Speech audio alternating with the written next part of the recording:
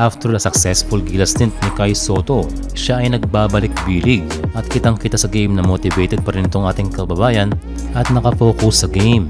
Isang semi-hook ang kanyang unang puntos sa pagbabalik sa Japan.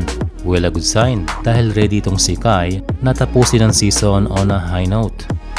Well, sa kanyang pagbabalik ay may napansin ng ilang fans na sinasabing nag-improve daw ang Gilas center. Well, nandiyan na ang skills pero iba pa rin talaga kung matindi ang mindset mo like hard work and winning attitude na makakatulong sa pagganda ng iyong laro. And matik ay meron kang magandang playing time.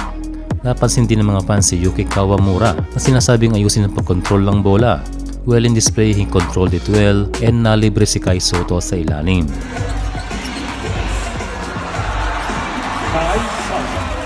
And na-take advantage siya ng Corsairs. Well, kanyang kasimple lang pa-scorein itong si Kai Sotto. Give him an open space, doon ay posibleng maka-score. Ito yung pinaka-best play na naganap kanina. Isang setup na drive para sa ating kababayan. Kagaya nga ng sabi natin kanina, malaking tulong ang open space para makapagtrabaho itong si Sotto.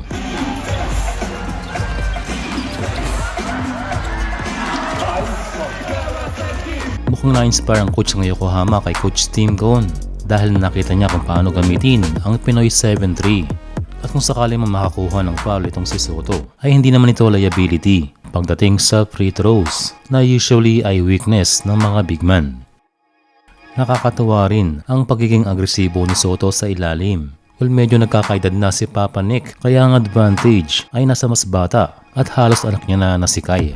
Pero sa kabila ng mga effort ni Sotto ay tambak pa rin sila sa game na ito sa score na 83-67.